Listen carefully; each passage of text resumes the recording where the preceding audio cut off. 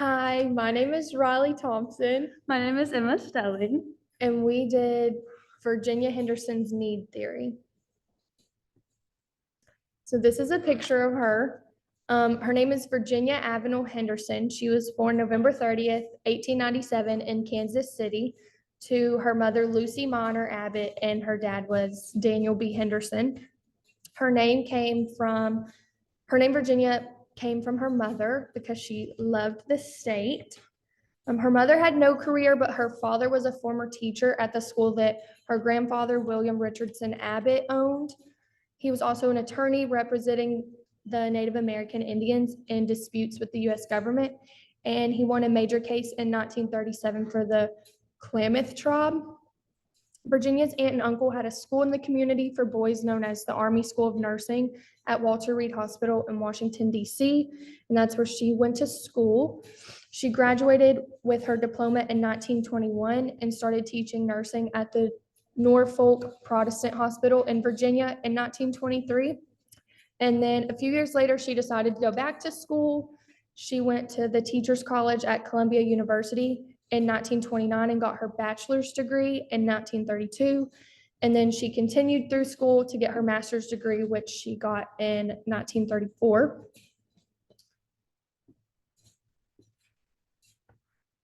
Some more about her. Virginia Henderson worked for 2 years at the Henry Street Visiting Nurse Service in 1921 after graduating. She originally planned on changing careers after 2 years, but changed her mind. She continued as an educator and director of education at that hospital, the Norfolk Protestant Hospital in Virginia from 1924 to 1929. She worked as a clinical educator and a nurse supervisor in the outpatient department of the Strong Memorial Hospital in New York the following year in 1930. She spent 14 years of her career, from 34 to 48, working as an associate professor and instructor at the Teachers College, Columbia University in New York. And then she also worked as a research associate at Yale University until 1953. And then from 1971 to 1996, she held the title of Research Associate Emeritus. Some things that she put out were 3 editions of Principles and Practices of Nursing in 1939. She did the Basic Principles of Nursing in 1966 and then revised it in 1972. She had a 4-volume nursing research journal in 1964, and then a 4-volume nursing studies index in 1972. And then some awards that she got: the honorary doctorate degrees from several colleges that I listed: the Catholic University of America, Pace University, University of Rochester, University of Western Ontario, Yale University, Rush University, Old Dominion University, Boston College, Thomas Jefferson University, and Emory University. And then she also got Honorary Fellow of the American Academy of Nursing in 1977. She got the first Christian Raymond Prize for the International Nursing Council, and that is the highest and most prestigious nursing award that you can get, in 1985. And then she got the Historical Nurse Leadership Award in 1988. She had a library named after her. It's the Virginia Henderson International Nursing Library. It was named in her honor by the Sigma Theta Tau International for the global impact on nursing research in 1944. And then she was recognized as one of the 51 pioneer nurses in Virginia and became a member of the American Nurses Association Hall of Fame in 2000. So the need theory is a theory that focuses on promoting patient independence to accelerate their recovery and progress during illness towards healing and their performance of daily activities. It includes 14 components that are grouped into categories such as physiological, psychological, spiritual, and sociocultural. And so the next slide is those 14 components.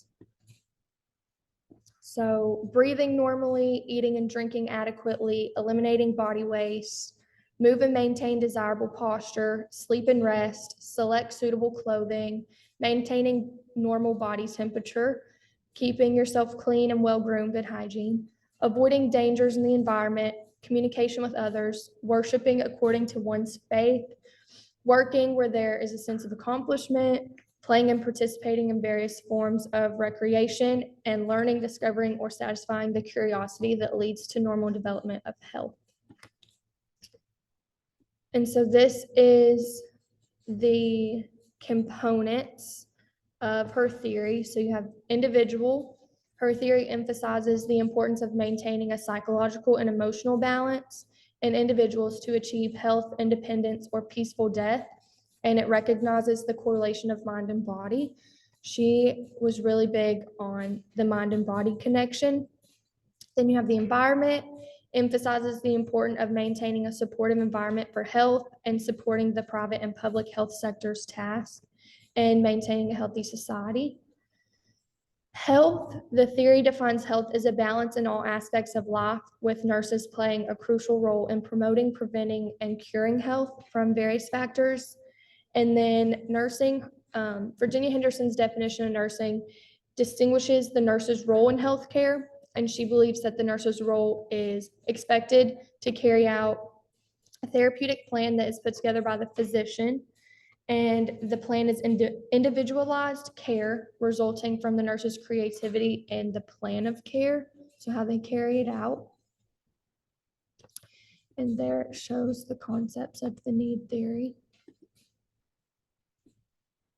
And the background of her developing the theory, it was derived from her practice, her nursing practice, and her education. And originally her goal was not to develop a theory, but to define the unique focus of nursing practice. And it just kind of evolved into a theory. Okay, so the theorist, so her use of research to develop the need theory, Florence Nightingale and Effie Taylor both influenced her. And she referred to Florence Nightingale, and Florence Nightingale underlined the development of best conditions for patients as a part of her research to develop the need theory. And she also addressed Effie Taylor, who talked about the importance of adapting to therapy and treatment as a part of her research to develop the need theory. The need theory is used in other research, and one way it's used in other research is through something she published, which is called Principles and Practice of Nursing. And it played a significant role in creating nursing curriculum. And she also kind of created the idea of autonomy. And she introduced it into nursing, and it remains a contributing factor in research regarding other nursing practices.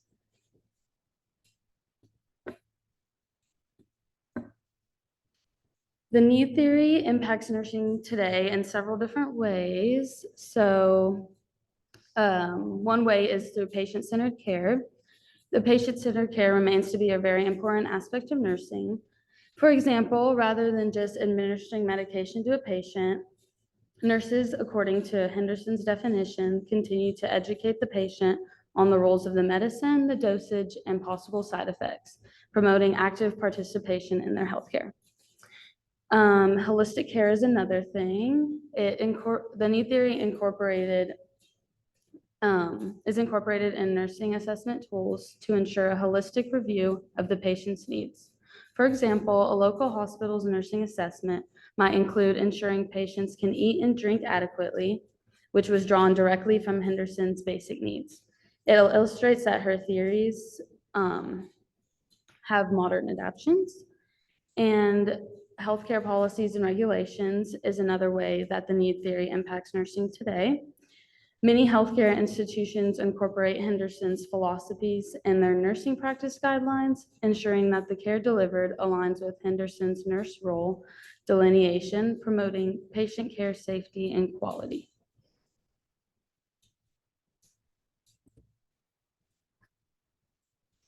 So this is just like our opinions or like what we think about the theory. So I believe that Virginia Henderson's need theory shows holistic nursing approaches to provide high quality patient-centered care by emphasizing their basic human needs, so those 14 components that she talks about in her theory, it helps us as nurses focus on the well-being of the patient and getting them healed so that they are able to get back to their normal life, because nobody is wanting to stay in a hospital and be sick. Like, our goal as a nurse is to just heal them and get them better. So I feel that her need theory really, like, we use it a lot today by, like I said, holistic nursing and providing high quality patient-centered care. I think that her need theory will continue to have a long-lasting impact on nursing because her definition that she created of nursing has clarified the role of nurses, and her theory also promotes patient autonomy so that they can recover more quickly and get out of the hospital as soon as they can. And then here's our references. Our 4 references, and then questions. So that's all.